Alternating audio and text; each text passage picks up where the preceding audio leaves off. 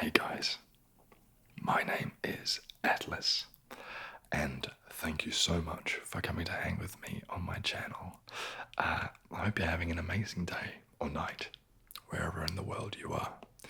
And before I get started, just quickly wanted to say hello from the future to those ASMR artists that I'm about to go and meet in London in our ASMR hangout, which is pretty cool that we get to meet each other IRL. So yeah, hi from the future. I imagine this video will be released midweek, days after we've met. And yeah, if I get hit by a bus on the way, then this will be the most bizarre last tape ever. But let's hope that doesn't happen. I also just wanted to say, if you're enjoying these videos, please, please, please like, subscribe, comment, just generally just say hello. I would love to hear from you. Let's get started. I thought we would do something slightly different today and pick a story to read at random, because there are hundreds in here. Hundreds and hundreds and hundreds of stories, and they're all, I'm sure, completely weird. So I'm just going to do this.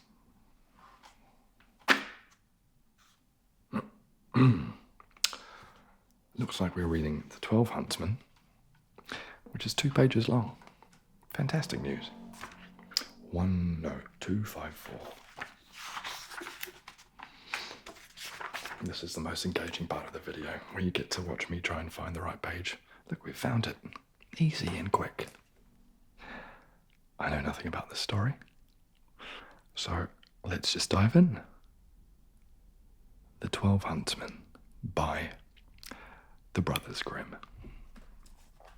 So, there was once a king's son who was betrothed to a maiden whom he loved very much. And when he was sitting beside her and very happy, news came that his father lay sick unto death and desired to see him once again before his end, which is fair enough. He then said to his beloved, I must now go and leave thee. I give thee a ring as remembrance of me. He's not going to be gone for that long, is he? When I'm king, I will return and fetch thee. So he rode away, and when he reached his father, the latter was dangerously ill and near his death, we know. He said to him, Dear son, I wish to see thee once again before my end. And this paragraph so far could have been half the length, because we're literally just hearing things that we've already heard. Promise me, dear son, to marry as I wish. And he named a certain king's daughter who was to be his wife. The son was in such trouble that he did not think what he was doing, and said, Yes, dear father, your will shall be done. And thereupon the king shut his eyes and died. When, therefore, the son had been proclaimed king, and the time of mourning was over, he was forced to keep the promise which he had given his father, and caused the king's daughter to be asked in marriage, and she was promised to him. His first betrothed heard of this, and fretted so much about his faithlessness that she nearly died. Fretted is such a patronizing word, don't you think? It's like, obviously it really undermines the extreme agony of this woman who's almost died, presumably through starvation or something. But no, she just fretted. Maybe just calm your fretting and you wouldn't die. Then her father said to her, Dearest child, why art thou so sad? Again, sad, like she's almost dead. Thou shalt have whatsoever thou wilt. She thought for a moment and said, Dear father, I wish for 11 girls, exactly like myself, in face, figure, and size. The father said, If it be possible, thy desire shall be fulfilled. And he caused a search to be made in his whole kingdom, until 11 young girls, maidens, were found who exactly resembled his daughter in face, figure, and size. When they came to the king's daughter, she had 12 suits of huntsmen's clothes made, all alike, and the 11 maidens had to put on the huntsman's clothes, and she herself put on the 12th suit. Thereupon she took leave of her father, and rode away with them, and rode to the court of her former betrothed, whom she loved so dearly, we know. Then she inquired if he required any huntsmen, and if she would take the whole of them into her service. The king looked at her and did not know her, but as they were such handsome fellows, he said yes, and that he would willingly take them, and now they were the king's 12 huntsmen. That was incredibly easy. What bizarre criteria. If you're pretty boys, you can come and hunt with me. Not to mention, of course, the fact that these 12 women have managed to disguise themselves as very hot men. How does that work? Moreover, what is this king's tastes? Hey, who am I to judge? The king, however, had a lion, which was a wondrous animal, for he knew all concealed and secret things. It came to pass that one evening he said to the king, okay, so it's a talking lion. I wish I had a lion friend who knew all concealed and secret things. What a superpower. Okay, so, talking lion. It came to pass that one evening the talking lion said to the king, Thou thinkest thou hast 12 huntsmen? The talking lion is also a Shakespearean character, apparently. Yes, said the king, they are 12 huntsmen. Lion. The lion continued, Thou art mistaken, they are 12 girls. The king said, That cannot be true. How wilt thou prove that to me? I think if you had a magical lion that knew all concealed and secret things, you would take its word for it. Maybe. Don't know. How wilt thou prove that to me? Oh, just let some peas be strewn in thy antechamber, answered the lion, and then thou wilt soon see it. Men have a firm step, and when they walk over some peas, none of them stir. But girls trip and skip and drag their feet, and the peas roll about. Those are some incredibly fair gender stereotypes, I think. The Grimm brothers are really onto something there.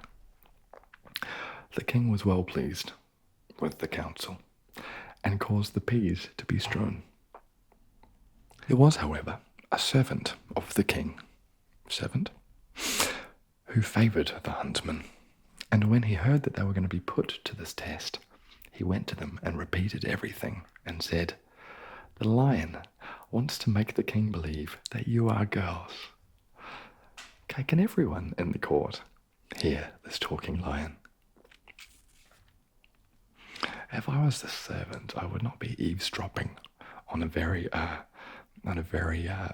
wise lion who knows all secretive things, because he's also still a lion and could rip his throat out. But anyway, then the king's daughter thanked him and said to her maidens, Put on some strength and step firmly on the peas. So, the next morning, when the king had the 12 huntsmen called before him, and they came to the antechamber where the peas were lying, they stepped so firmly on them, and had such a strong, sure walk, that not one of the peas either rolled or stirred. went away again, and the king said to the lion, "Wait, it's why did they question why the king was asking that of them to the king, or are they just sort of like, oh, kings can just do whatever they want?" It's a bizarre activity to be asked to do. Anyway, then they went away again, and the king said to the lion, "Thou hast lied to me." "Lion?" "They walk just like men." The lion said, "They have got to know that they were going to be put to that test, and have assumed some strength. Just let 12 spinning wheels be brought into the antechamber someday, and they will go to them and be pleased with them. And that is what no man would do." Again, an incredibly fair gender stereotype. The king liked the advice. Just fist bumps the lion. Nice one, lion. And had the spinning wheels placed in the antechamber. But the servant, who was well disposed to the huntsman, we know, seriously, this book could be half the length, went to them and disclosed the project. Then, when they were alone, the king's daughter said to her 11 girls, "Put some constraint on yourselves, and do not look around at the spinning wheels." You could just imagine just like them just walking through, just like just really, really wanting to look at the spinning wheels. And next morning, when the king had his 12 huntsmen summoned, they went through the antechamber and never once looked at the spinning wheels. No spinning wheels here. Then the king again said to the lion, "Thou hast deceived me. They are men, for they have not looked at the spinning wheels." The story is gold. The lion replied, "They have learnt that they were going to be put to the test and have restrained themselves." The king, however, would no longer believe the lion. "The lion knows everything, king. Listen to the lion. He knows all concealed and secret things." Idiot. The 12 huntsmen always followed the king to the chase. That's the whole point of huntsmen, but okay. And his liking for them continually increased, presumably because they're such handsome men. Now, it came to pass that once when they were out hunting, news came that the king's betrothed was approaching. When the true bride heard that, it hurt her so much that her heart was almost broken, and she fell fainting to the ground. The king thought something had happened to his dear huntsman, ran up to him, wanted to help him, and drew his glove off. Then he saw the ring which he had given to his first bride. Remember? And when he looked her in the face, he recognized her. Then his heart was so touched that he kissed her, and when she opened her eyes, he said, "Thou art mine, and I am thine, and no one in the world can alter that." That's quite sweet. This is more of a love story than any of the other books I've read so far. Okay. He sent a messenger to the other bride and entreated her to return to her own kingdom, for he had a wife already, and a man who has just found an old dish did not require a new one.